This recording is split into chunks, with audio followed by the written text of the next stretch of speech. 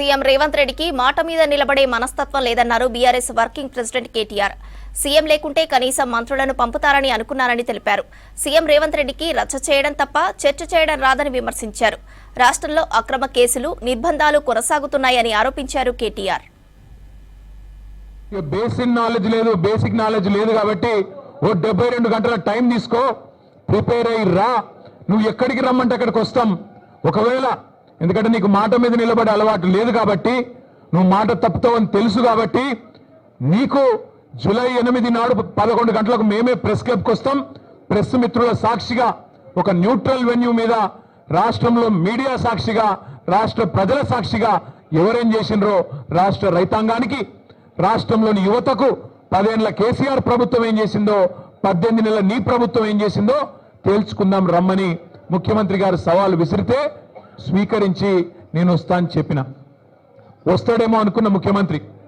పోనీ ముఖ్యమంత్రి రాకపోతే ఆయన తరపున ఒక బాధ్యత గల ఉప ముఖ్యమంత్రినో, ఒక వ్యవసాయ మంత్రినో, లేదా మరొక మంత్రినో పంపుతారేమో అనుకున్నా. కానీ ఇవాళ తేలిపోయింది, రేవంత్ రెడ్డికి రచ్చ చేయడం వచ్చు తప్ప చర్చ చేయడం రాదు అనేది మాత్రం కారాఖండిగా తేలిపోయింది.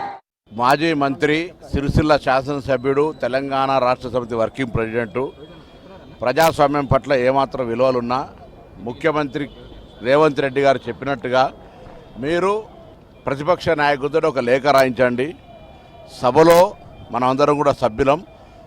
మీరు అడుగుతున్న అంశాల మీద చర్చ చేయడానికి ప్రభుత్వం సంసిద్ధంగా ఉంది. మేమే అడుగుతా ఉన్నాం చర్చకు రమ్మని. కాబట్టి ప్రతిపక్ష నాయకుడితో లేఖ రాయించి సభలో చర్చ చేసినట్టయితే చర్చ రికార్డ్ అవుతుంది. చర్చ ప్రజల దగ్గర ఉంటుంది. రేపు పొద్దున భవిష్యత్ తరానికి తెలుస్తుంది ఎవరు ఏం తప్పు చేశారు, తెలంగాణకు అన్యాయం చేశారు అనేది. సార్, బహిరంగ చర్చకు సభకు రమ్మన్నాడు. బహిరంగ చర్చకు కాదు, సభలో చర్చ చేద్దాం, లేఖ రాయండి రమ్మని చెప్తా ఉన్నారు. బహిరంగ చర్చకు రమ్మని చెప్పేది అనేటువంటి అంశంకు వేదిక ప్రజాస్వామికంగా శాసనసభ అడిగి రమ్మని కోరుతున్నాం.